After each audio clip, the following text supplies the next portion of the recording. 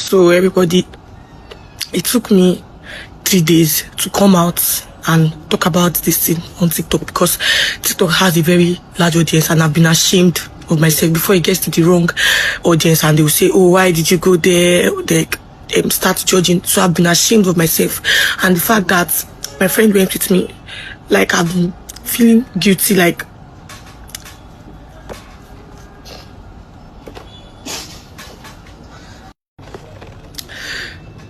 because I was bruised bad down there. I was injured. So I'm just asking for help from anywhere help can come from. So justice can be served for I and my friend, because nobody deserves to go through anything like this. Nobody. So everybody, my name is Fems, and I want to address the incident that occurred on February 8th, 2026. So I was reached out to on Instagram on February 1st to come for a modeling gig with the pay of 140,000 naira in Nigerian currency, which I agreed to. He told me he was an international brand, and he moved from the UK to Nigeria to start his brand here, and he needed the visibility that I had, so I can push his brand, which I agreed to. Fast forward to the day he called me for the day he settled for the shoot. He said I should come to Ajawa Estate, number 8, Asalu Street by 6 p.m. for the shoot. I said that my daddy was strict and I did not want a night shoot, that please we should work with time. Then he said, oh, that you're a minor, that am I coming with my parents for the shoot? I said, I'm not a minor.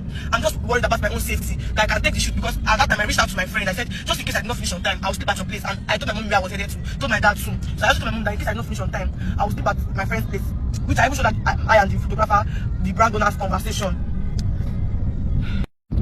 So I showed my mom the conversation and everything. So I told him I was going to shop, because I already reached out to a friend. So I already know in case I even finish it, I'll not have to be coming back to Ojo, because as I know it's far from Ojo, I'll just go to Yelbaja and spend the night at my friend's and then come back the next morning, which was fine with me. So the next morning he reached out. I dropped my WhatsApp. I said, in case I'm not online on Instagram. He reached out to me on WhatsApp. He was like, okay, that he wants to work with my time, that I should come by 10. The time he reached out to me, I woke up by 9 to 10. He said he wants to work with my time, I should come by 11. That the shoot is by 11, makeup artist is going to be there by 11. I said, okay, no problem. So my friend was already at my place. I said, okay, since you are already here, you should come with me.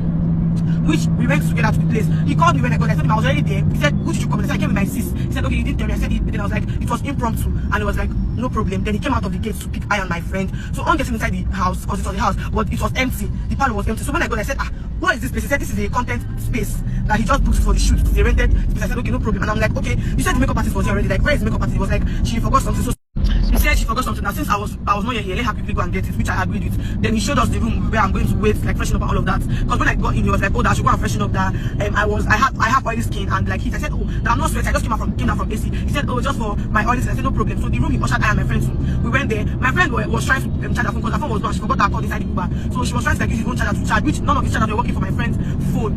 So I went to the room with my friend. He gave me a robe. He said I should change it to it, so that when I'm done with the makeup, I'll just remove it and put on my feet, so everything will be sweet, because I was wearing a round neck like this. So I showered as I was told to do. I got into the room, he offered us water. He asked us if we wanted to eat anything, or asked for anything. So we're just in the room. My friend was still trying to fix her phone and stuff. Then he called me, said I should come to a different room to see the fit. And I said, okay, no problem. While I moved to the room, my friend, obviously, she followed me there, because obviously.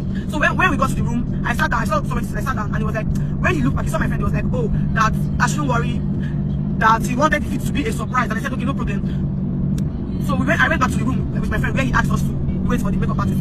So while we were there, my friend was facing a wall where a socket was. She was trying to charge her phone. While me, I was facing like to see every corner of the room. When he walked into the room, and he was like, so this key, you can use this key to shut this door. He locked the door, and he was like, just in case the makeup artist is here, or the photographer is here, because there's a different photographer that's taking pictures, that just in case they're here and I want to feel safe while changing, I can just shut the door. I said, okay, no problem.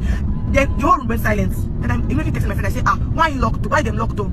She was like, my dear. I was like, I did fear. She said, don't be scared. Thank God I came with you. And I said, thank God. So we are still having this conversation, like we're still texting ourselves back and forth. Then he was standing like in the corner of the room, like then he immediately brought out the knife by his side, like he just like showed like the knife, like he had the knife, and he was like, and me I was like, ha, and he was like, if you shout, he immediately went to my friend's phone and removed my friend's phone from her hand, and he was like, if me I shout, she was going to stab my friend, and if my friend shouts, he's going to stab me, holding the knife up against her throat. So me, I was already scared. I was already shaking at that time. I was even already shouting small. But with fear, he would tell me that if I shout, that he's going to stab my friend. That he's not joking with us. He ushered us into the bedroom. Told us that we should go to the bedroom and undress. My friend was even still doing slowly, because she's still trying to like process if the whole thing was a joke or all of that. He told her that he's not joking with her. He put the knife against his hand, that he was ready to cut himself, to show us how sharp that knife is, and any slight plunge to our body, that if the person is gone. So me, I was already on my pants and the room, so I just undressed with my friend. Then undressed. Then he told my friend to go back to the room and get socks that were on the bed. which she did as she was told. Okay, so my friend went to the room, she brought the socks, he still had this knife pointing, like if he's telling one person to do something, the knife is pointing at the other person. So if the other person tries to act smart like this, anything can happen. So my friend came back to the room, he asked my friend to tie me first with the socks, and she did. After she tied my hand to the front, she tied my hand together. Then he collected the other socks and he tied my friend's hand. Then he ushered us back to the room, having the knife threatening us with it. Then because I was panicking, I was raising my voice, like crying. Then he tied my mouth. So when he tied my mouth, I was standing in front of the door, my friend was standing in front of a wall in the room, and then my friend was asking that why is he doing this? Then he said, I think the moment my friend asked him why is he doing this, he immediately like approached my friend, held her like strangled her, then he pushed her against the wall and was like, she should not ask him questions, that he's not joking with her. Then she held his hand, he was like, he should let go of her hand, that she should not hold his hand, that she should let go of his hand, because while he held her neck, she held his hand, and he was like, she should let go of his hand, she should not try to act smart with him. Then he walked away. He still had the knife pointing at us, and he said, oh, that he's doing this because somebody scammed him. He took pictures for a girl and she left with the pictures, she blocked him, she did not tag him and stuff like that. So now he wants to revenge, he wants to cause pain to every woman that he comes across. So after he said that thing, he undressed. While he undressed, he told us to lie in a certain position on the bed, which we did. And then after he told us to lie in a certain position, he dipped one of his fingers inside of me and he said, oh, he told my friend she's tight but I don't give a fuck. Then so after that, he penetrated forcefully inside of me first, while having the knife pointed at my friend. He forcefully penetrated inside of me. Even while I screamed, he moved the knife closer to my friend and said that I should not play with him, that he's not joking with us. Then after he did that with me first, he went to my friend, still no protection, no anything, still like that. He penetrated forcefully into my friend too. After doing that, he told us to change position, we should lie in a different position, and he came back to me, forcefully penetrated into me again.